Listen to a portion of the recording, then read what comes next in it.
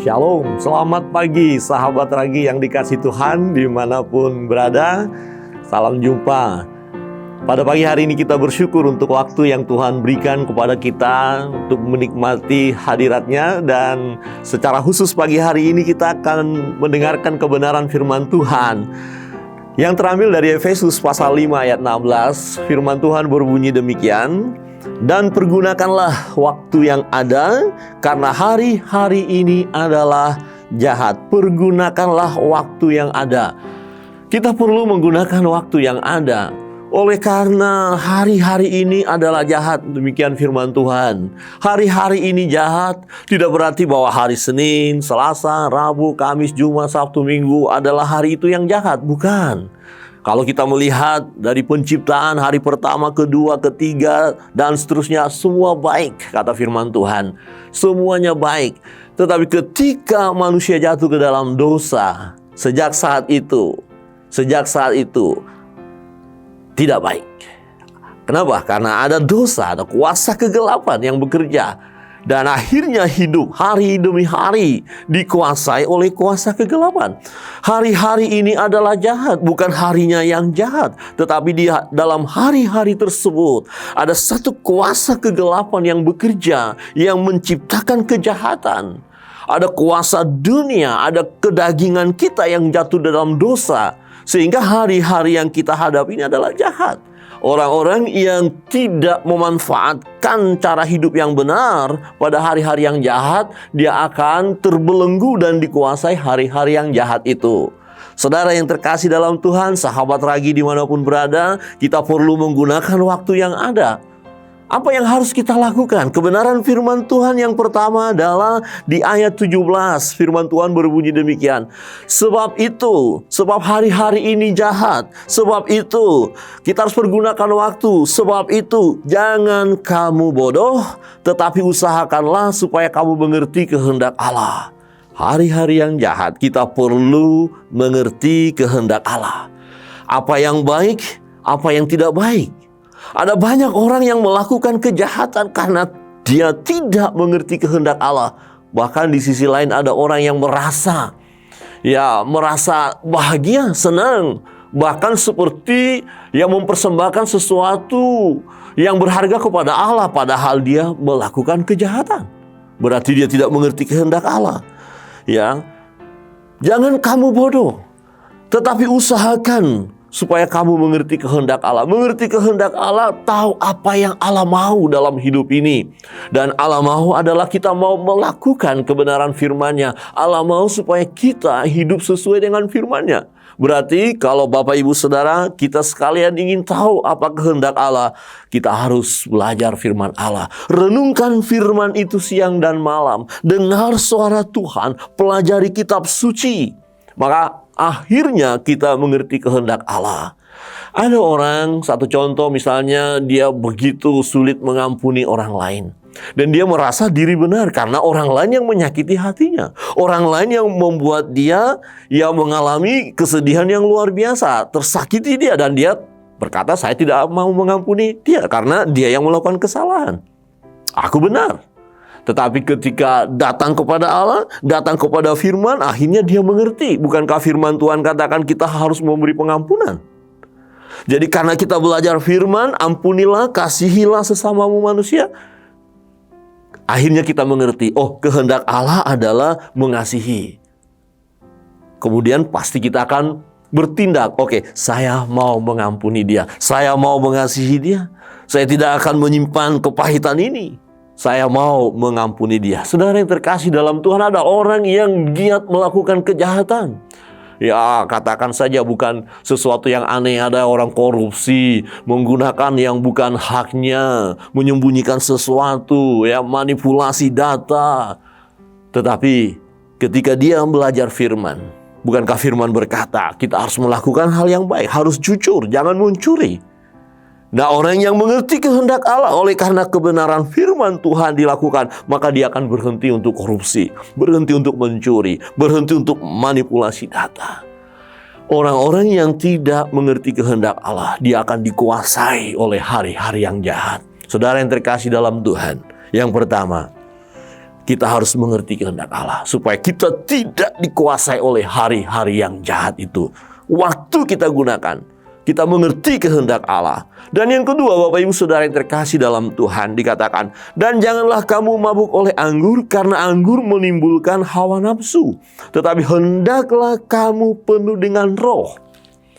Saudara, pergunakan waktu yang ada, yaitu dengan cara kita terus dipenuhi oleh roh. Dipenuhi, ya, tetapi hendaklah kamu penuh dengan roh. Dikuasai oleh Roh Kudus, dikendalikan oleh Roh Kudus. Seseorang yang dikendalikan oleh Roh Kudus adalah orang-orang yang memang Roh Kudus berdiam di dalam dirinya. Saudara dan saya, ketika percaya kepada Yesus, di dalam diri kita ada Roh Allah, ada Roh Kudus. Roh itulah yang menuntun hidup kita. Roh Kudus menginsapkan kita dari segala dosa dan kesalahan kita. Roh Kudus bekerja, disadarkannya kita dari dosa kita. Ada orang saat ini yang sedang giat melakukan sesuatu yang jahat, karena memang hari-hari ini jahat. Tetapi ketika Roh Kudus mengingatkan dia, dan dia membuka hati untuk Roh Kudus, dia dipimpin oleh Roh Tuhan, dikendalikan oleh Roh Tuhan. Orang yang dipenuhi Roh Kudus, hidupnya dikendalikan oleh Tuhan. Satu contoh bagaimana dia berkata-kata. Seseorang yang tidak dipenuhi oleh Roh Kudus, acap kali kata-katanya menyakitkan. Kalimat-kalimat yang kasar. Ya, seringkali kita mendengar ada seseorang berkata, ya, kebun binatang keluar dari mulutnya. Kata-kata sembrono, kata-kata yang tidak membangun. Tetapi kalau orang itu dipenuhi dengan Roh Kudus, dan dikatakan berkata-katalah seorang kepada yang lain dalam mazmur, kidung pujian dan nyanyian rohani. Jadi hal yang positif, hal yang baik, pujian kepada Allah. Roh Kudus memimpin kita untuk melakukan itu. Saudara yang terkasih di dalam Tuhan, menjadi satu pertanyaan, adakah kita sudah dipenuhi dengan roh? Adakah kita mau memberi diri kita dipimpin oleh roh? Seseorang berkata, saya sudah lahir baru, saya percaya kepada Yesus, saya terima Yesus sebagai Tuhan dan Juru Selamat saya secara pribadi, dan saya yakin bahwa saya dipenuhi oleh roh.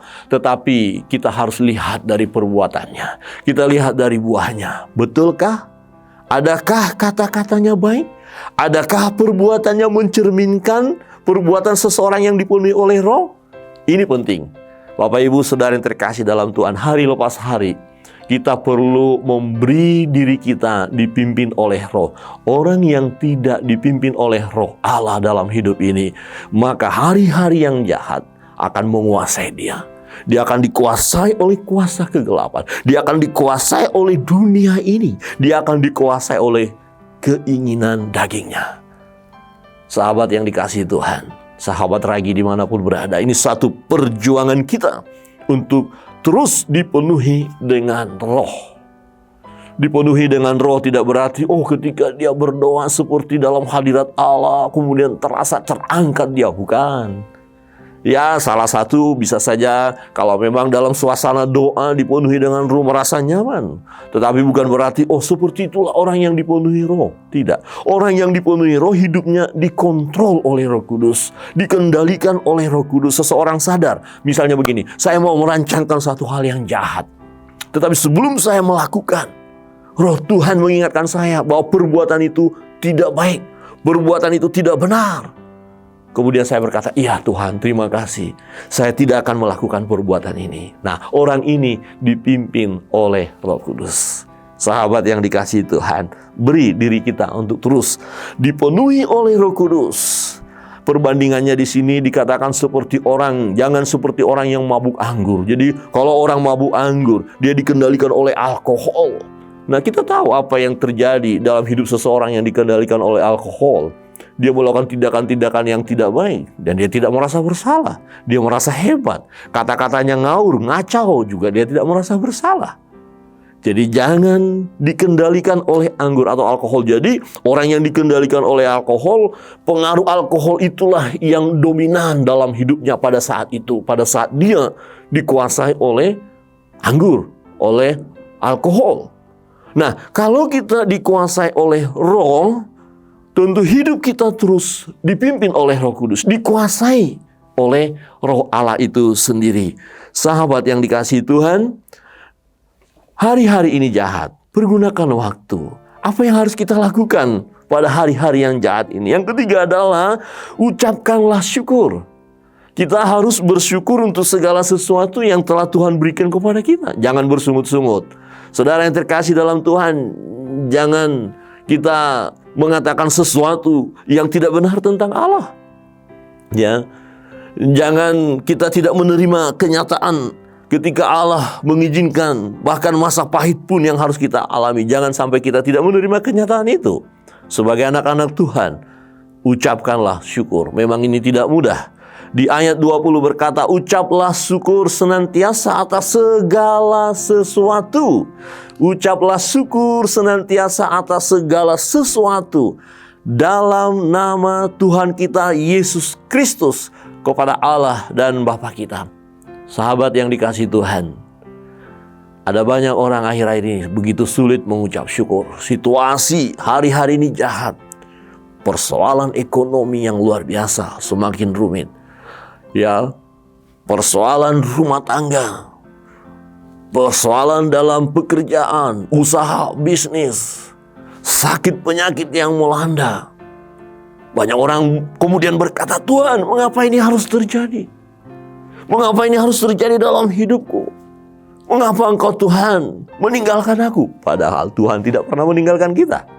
Ingat ketika bangsa Israel mengalami mujizat Tuhan, mereka bersorak-sorai. Tetapi ketika Tuhan izinkan persoalan, pergumulan, ya kepahitan atau rasa pahit yang tidak nyaman secara manusia, mereka bersungut-sungut. Mereka protes kepada Tuhan, protes kepada Musa. Musa, mengapa engkau bawa kami ke tempat ini? Hanya untuk mati.